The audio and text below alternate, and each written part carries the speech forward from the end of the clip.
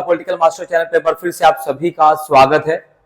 जैसे कि आप सभी देख रहे हैं कि हम बात कर रहे हैं यूरोप में राष्ट्रवाद का उदय, और ये जो वीडियो है जो न्यू सेशन 2025 और 26 का जो सिलेबस सीबीएसई ने डिजाइन किया है उस लिहाज से हमने इस वीडियो को कंप्लीट तैयार किया है। इस चैप्टर को हम 4 पार्ट में कवर करेंगे और उस पार्ट के पहला पार्ट आज है, यानी छोटे छोटे टॉपिक्स को कवर करें जिससे आप आसानी से चैप्टर को समझ सकें और दोबारा से आपको चैप्टर कवर करने की जरूरत ना पड़े।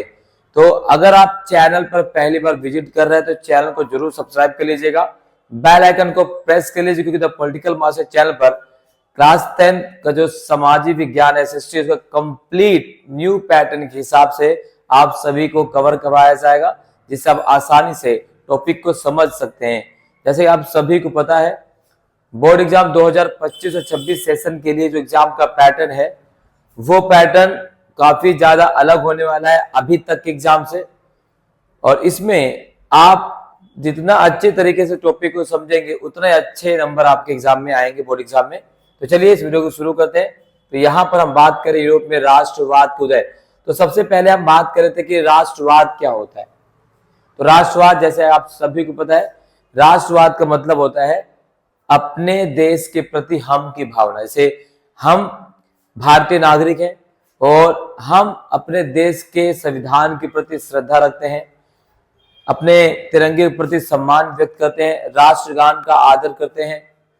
अगर भारतीय क्रिकेट टीम जीतती है तो हमें बहुत ही ज्यादा जो है सुखद अनुभव होता है, हारती तो हमें निराशा का भाव भी हमें जागता है। तो अपने देश के प्रति सुख में सुखी, दुख में दुखी होना, अपने देश के प्रति हम की भावना रखना, दैट गोल राष्ट्रवाद है, नेशनलिज्म, राइट। तो हम ये बात करेंगे इस चैप्टर में कि यूरोप में राष्ट्रवाद का उदय कैसे हुआ। यूरोप में जो निरंकुश शासन तंत्र था वो किस प्रकार से गणतंत्र में तब्दील हुआ, वहां के नागरिकों के अंदर किस प्रकार से राष्ट्रवाद की भावना जागृत हुई, वो सारी चीजें हम इस चैप्टर में कवर करने वाले हैं। तो यहाँ पर अगर हम बात करें तो यहाँ आप देख सकते हैं ये सारा कंप्लीट हमने न्यू सिलेबस के आधार पर डिजाइन किया। पूरे चैप्टर को टॉपिक वाइज हम इसे कवर करेंगे जिससे आप आसानी से समझ सकें। तो यूरोप में राष्ट्रवाद के उदय की बात करें तो राष्ट्रवाद का मतलब क्या होता है, देश के प्रति हम की भावना। क्या है, देश के प्रति हम की भावना को हम क्या कहते हैं, राष्ट्रवाद के नाम से जानते हैं, है ना। तो जो देश के प्रति हम की भावना होती है उसे राष्ट्रवाद के नाम से जाना जाता है। अब इस चैप्टर में जैसे मैंने आप सभी को कहा कि इस चैप्टर की अगर हम बात करें तो यहां पर शुरुआत में ही एक चित्र आपको दिखाया गया। यहाँ पर आप देख सकते हैं ये जो चित्र है, यहाँ पर तमाम प्रकार के जो नागरिक हैं, तमाम देशों के नागरिक, चाहे वो फ्रांस के हों, जर्मनी के हों, सभी लोग एक कतार में कतारबद्ध हुए हैं। और यहाँ पर जो महिला दिखाई दे रही है आपको हाथ में मशाल लिए हुए यहाँ पर जा रहे हैं और स्वतंत्रता की ओर अपना कदम बढ़ा रहे हैं। ये जो चित्र है ये जारी किया है, ये किसने बनाया है, फ्रेडरिक सरायू ने। फ्रेडरिक सरायू जो फ्रांसीसी कलाकार है, चित्रकार, उसने 4 चित्रों की एक श्रृंखला बनाई और इस 4 चित्रों की श्रृंखला को हम यूटोपिया, कल्पना दस के नाम से जानते हैं। कल्पना दस या यूटोपिया वो होता है जो एक्चुअल में स्थापित ना हो पाए, जिसकी केवल कल्पना की जा सकती हो, है ना। जैसे हम राम राज की कल्पना करते हैं या हम ऐसे राज की कल्पना करें जिसमें सभी व्यक्ति सत्य बोले, किसी प्रकार को कोई झूठ ना हो, किसी के साथ किसी प्रकार कोई भेदभाव ना हो, सभी के साथ समानता का व्यवहार हो। ऐसा राज्य केवल कल्पना में ही हो सकता है, वास्तव में तो नहीं हो सकता। तो यही यूटोपिया से कहा जाता है, कल्पना दस कहा जाता है। और इस 4 चित्रों की श्रृंखला को यूटोपिया कहा गया है। और इस चित्र को बनाया किसने, वो है फ्रेडरिक सरायू। बहुत ज्यादा बार एमसीक्यू में सवाल पूछा गया है कि फ्रेडरिक सरायू कौन है, उसने कितनी चित्रों की श्रृंखला बनाई, यूटोपिया क्या है या कल्पना दर्श क्या है, क्लियर। तो यहाँ पर ये जो लोग स्वतंत्रता के लिए आगे बढ़ रहे हैं, तो यहाँ पर जितने भी देवी देवता है सब उन्हें आशीर्वाद दे रहे हैं। आपने क्लास 9 में पढ़ा होगा कि वहां पर रूपक के तौर पर, यानी फ्रांस में महिलाओं को स्वतंत्रता के रूप में, यूरोप में महिलाओं को, नारी जो थे उनको स्वतंत्रता के रूप में दर्शाया गया, फ्रीडम के रूप में दर्शाया गया। तो यहाँ पर इस महिला के हाथ में जो मशाल है वहां पर लोग एकत्रित हो रहे हैं और अपनी स्वतंत्रता का गुणगान कर रहे हैं, स्वतंत्रता के लिए दम भर रहे हैं। इस तरह से सवाल आपके एग्जाम में आएगा। ठीक है, एक एक करके हम एनसीईआरटी के साथ चीजें आपको कवर करेंगे, जिससे आप आसानी से वो सारी चीजें एक ही बार में आपकी क्लियर हो जाएंगी, दोबारा से आपको चैप्टर पढ़ने की जरूरत नहीं पड़ेगी। ठीक है, तो यहां पर आप देख सकते हैं सिंपल, या जैसे हमने कहा कि यहां पर क्या मेंशन है कि 1848 में एक फ्रांसीसी कलाकार जिसका नाम था क्या, फ्रेडरिक सरायू, ने 4 चित्रों की एक श्रृंखला बनाई और इसमें उसने सपनों का एक संसार रचा जो उसके शब्दों में जनतांत्रिक और सामाजिक गणतंत्रों से मिलकर बना था। और इस श्रृंखला के पहले चित्र में यूरोप और अमेरिका के लोग दिखाए गए हैं। सभी उम्र और सामाजिक वर्गों के स्त्री पुरुष एक लंबी कतार में स्वतंत्रता की प्रतिमा की वंदना करते हुए जा रहे हैं। तो ये क्या है, इसे ही कहा यूटोपिया। इसी प्रकार से एक शब्द निरंकुश, निरंकुश का मतलब क्या होता है, एक ऐसे शासन व्यवस्था जिस पर किसी भी प्रकार कोई अंकुश ना हो। निरंकुश का मतलब क्या होता है, एक ऐसी शासन व्यवस्था जिसमें किसी भी प्रकार का कोई अंकुश ना हो। जैसे हम फ्रांस के सम्राट की बात करें तो एक निरंकुश शासक था और उसने अपने राजतंत्र में नियमों का निर्माण स्वयं करता था, लागू भी स्वयं करता था और दंड भी स्वयं प्रदान करता था। वर्तमान में जो शासन व्यवस्था है उसमें विधान पालिका काम क्या होता है, कानून बनाना, कार्यपालिका कानून को लागू करती है, न्यायपालिका दंड प्रदान करती है। लेकिन उस जमाने में क्या होता था यहाँ पर कि जो शासक का राजा, शासक का शासन तंत्र होता था और शासक ही सर्वे सर्वा होता था। और जो फ्रांस का शासक क्लास 9th में आपने पढ़ा था वो क्या कहता है, आई एम द स्टेट, मैं ही राज्य हूं। तो निरंकुश राजतंत्र को उखाड़ फेंकने के लिए सभी जो फ्रांस के नागरिक है वो उनके अंदर हम की भावना पैदा होती है और वहीं से 1789 में फ्रांसीसी क्रांति की शुरुआत भी होती है। तो ये एक एक करके हम इस टॉपिक को कवर करेंगे, सारी चीजों को हम कवर करेंगे जिससे आप आसानी से टॉपिक को समझ भी सकते हैं। ठीक है, यहां आप देख सकते हैं।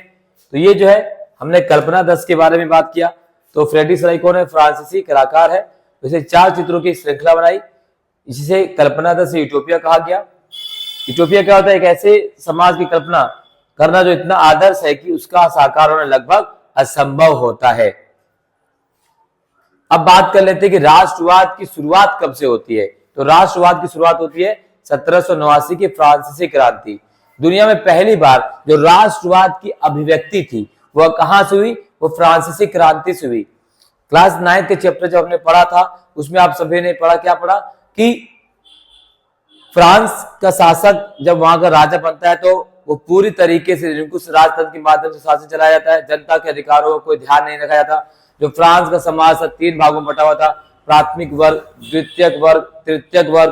पहले जो 2 वर्ग थे उनको विशेष अधिकार दिए गए थे, जबकि तीसरे वर्ग जो था उसको किसी प्रकार का कोई अधिकार नहीं था। तो इस तरीके से वहां पर था। अब राष्ट्रवाद की भावना कैसे पैदा हुई, ये सवाल आपके एग्जाम में बार बार पूछा गया बोर्ड एग्जाम में, कि फ्रांसिस में यानी फ्रांसीसी क्रांतिकारियों ने लोगों के अंदर राष्ट्रवाद की भावना कैसे पैदा करी। जैसे अगर हम क्लास 10th के चैप्टर 2 पढ़ेंगे ना, तो जब भारत में महात्मा गांधी आते हैं तो भारत के नागरिकों के अंदर राष्ट्रवाद की भावना जो है अग्रसर रूप से भरी जाती है। तो राष्ट्रवाद की भावना कैसे लोगों के अंदर आई, यहाँ आप देख सकते हैं। तो सबसे पहले सामूहिक पहचान की भावना का विकास किया गया।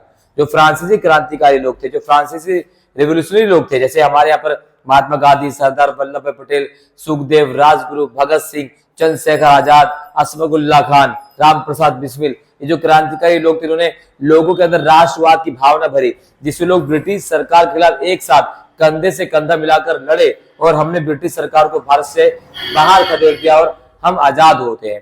ठीक ऐसे ही फ्रांस के क्रांतिकारियों ने अपने लोगों के अंदर उस भावना को जागृत किया। वो भावना जो कहीं दूर बैठी थी, कहीं खो गई थी, है ना, दिखाई नहीं दे रही थी। लोग आपस में लड़ रहे थे, लोग एक दूसरे को देखना पसंद नहीं करते थे, अलग अलग भाषा बोली जाती थी।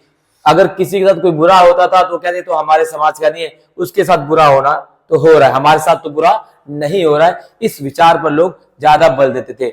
लेकिन आखिरकार वहां के क्रांतिकारियों ने लोगों के अंदर राष्ट्रवाद की जो भावना भरनी शुरू करी कि हम सब क्या है, एक है, हमारी मातृभाषा एक है, हमारी जन्मभूमि एक है। इस तरह से ला पैरिटे और ला सियोन की भावना लोगों के अंदर जागृत की गई कि हमारी मातृभूमि है, हमारी पितृभूमि है, हम इसी देश के नागरिक हैं और हम एक साथ मिलकर उस शासन व्यवस्था से लड़ेंगे जिस शासन व्यवस्था ने हमें किसी प्रकार का अधिकार नहीं दिया और कहीं का हमें नहीं छोड़ा है।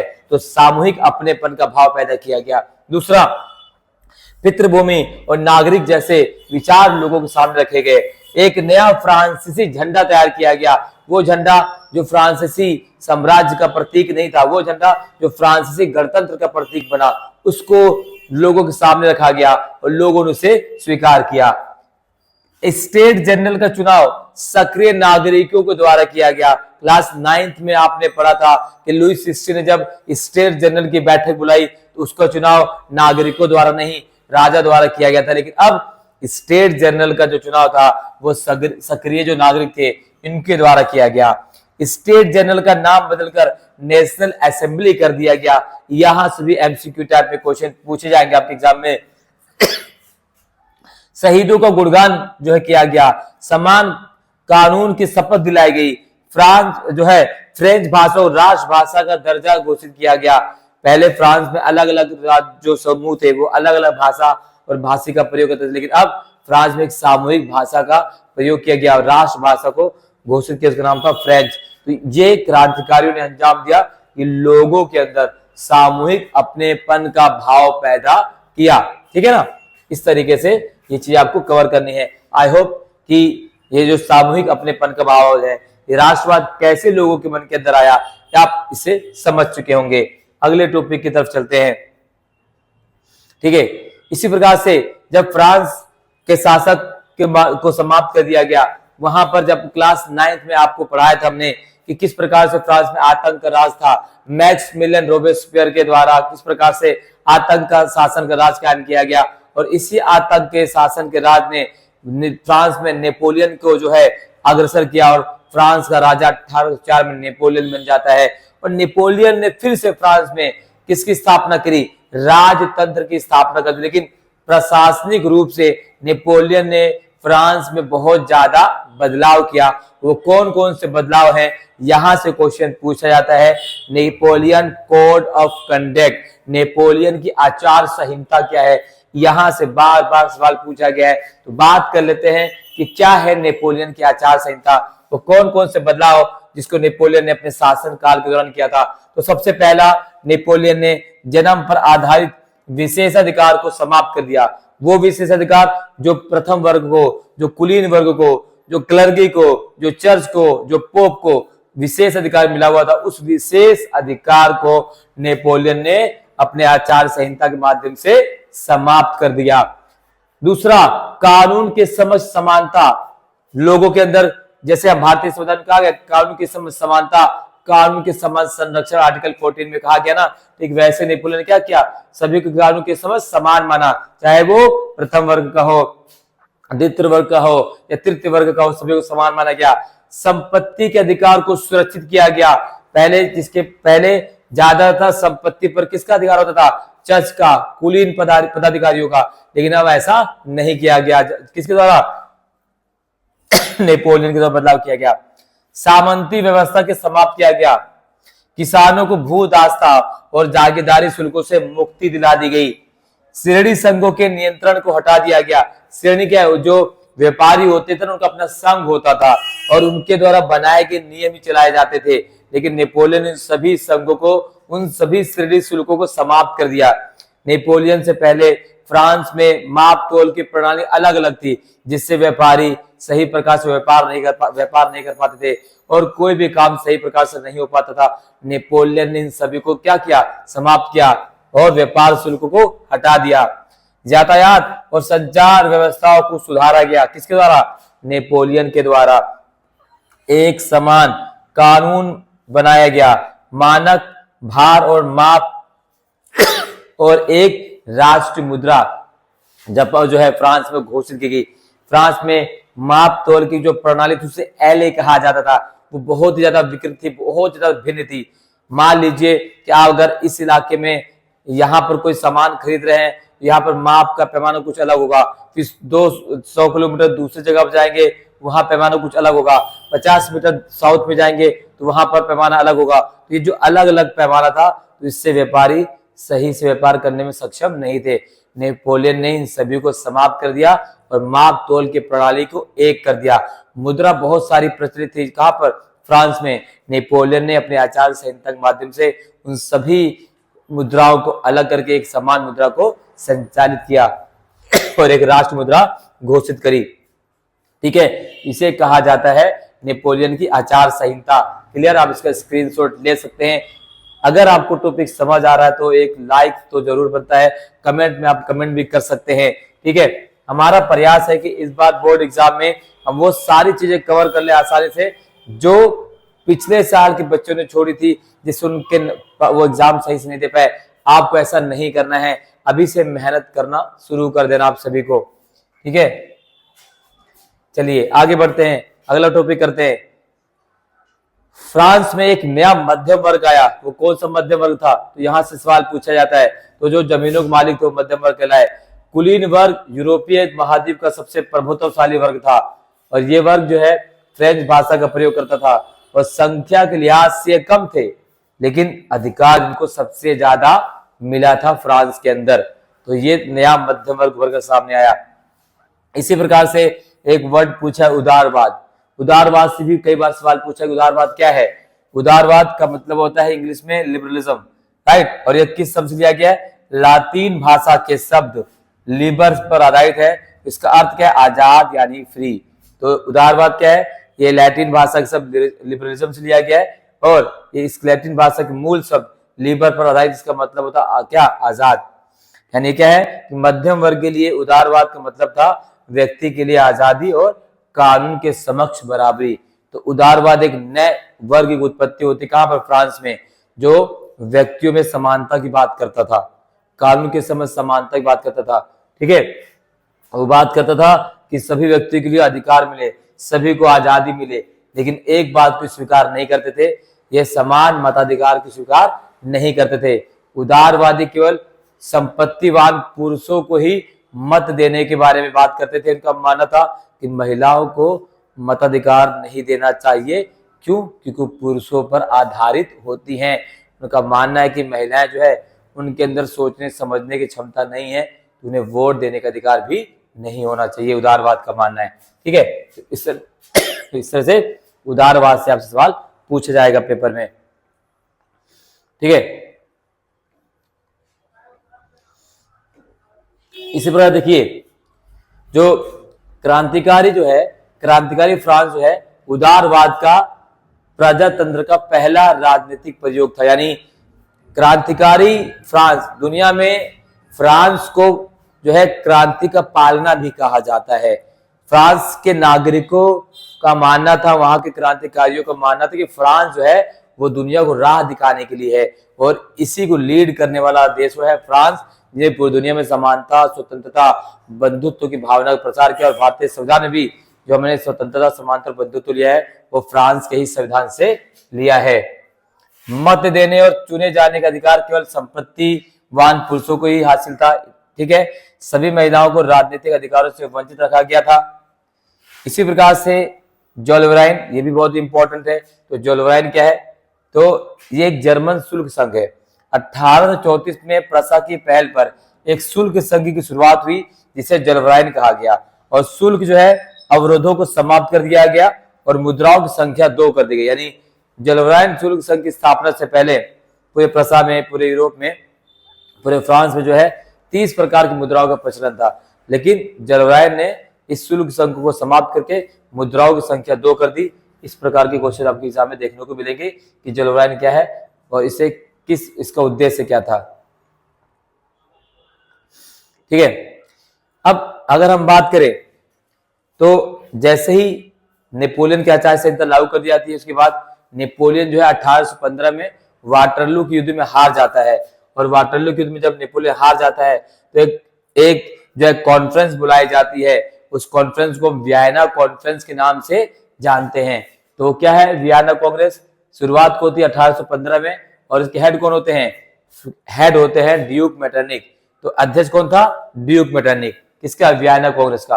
तो 1815 में ब्रिटेन, रूस, प्रसा और ऑस्ट्रिया, जिन्होंने मिलकर नेपोलियन को हराया था, ने एक मीटिंग करी कहां पर, वियना में, और इसलिए इसे वियना कॉन्फ्रेंस कहा जाता है, वियना कांग्रेस कहा जाता है, जिसके हेड थे ड्यूक मेटरनिक। ये कौन है, ऑस्ट्रिया के चांसलर। तो ड्यूक मेटरनिक का कहना है जब फ्रांस छींकता है तो संपूर्ण विश्व को खांसी जुकाम हो जाता है। इस प्रकार के टॉपिक भी आपके एग्जाम में पूछे जाते हैं। जब फ्रांस छींकता है तो संपूर्ण विश्व को खांसी जुकाम हो जाता है। ठीक है, अब वियना कॉन्फ्रेंस जो हुआ था उसका उद्देश्य क्या था? उद्देश्य जो है कई बार जो है 5 नंबर में क्वेश्चन पूछा गया। तो सबसे पहला उद्देश्य क्या था इसका?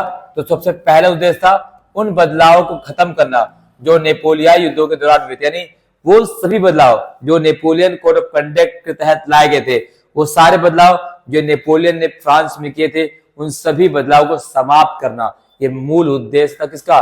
वियना कांग्रेस का।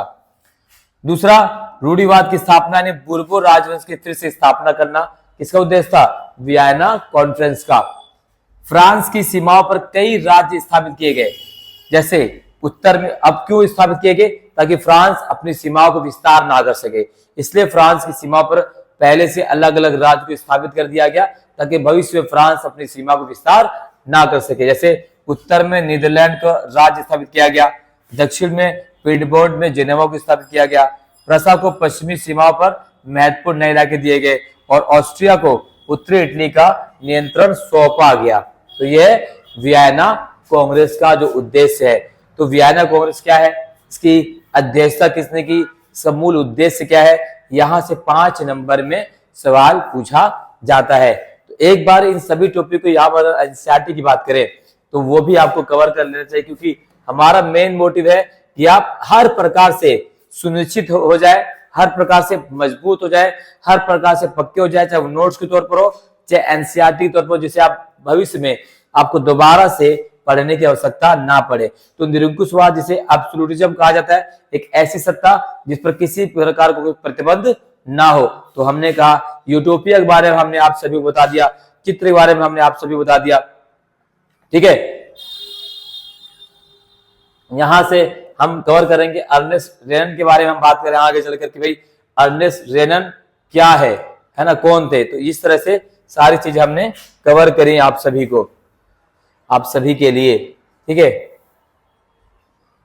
फ्रांसीसी क्रांति और राष्ट्र का विचार। तो यहां पर देख सकते हैं राष्ट्रवाद की जो पहली स्पष्ट अभिव्यक्ति है वो क्या है, 1789 में फ्रांसीसी क्रांति के साथ हुई।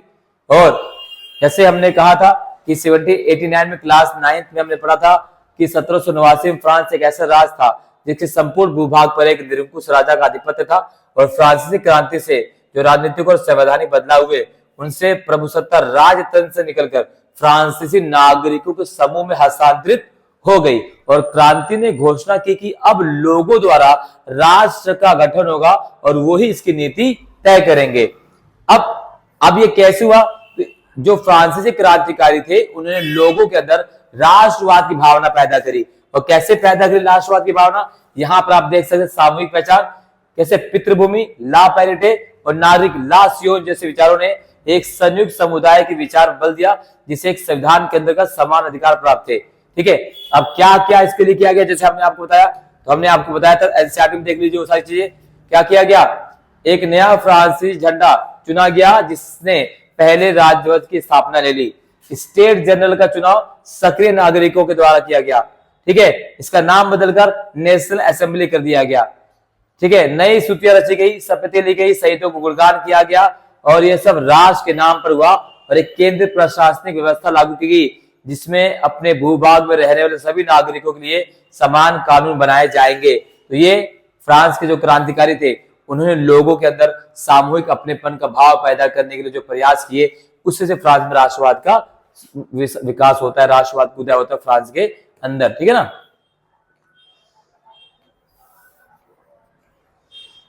देख सकते हैं ये पूरा जो है उस समय का जो यूरोपीय साम्राज्य था किस प्रकार अलग अलग राज्यों में किस प्रकार से बटा हुआ था, ये चीज आपको पता ही है। वियना कांग्रेस जो है के बाद यूरोप कैसा रहा।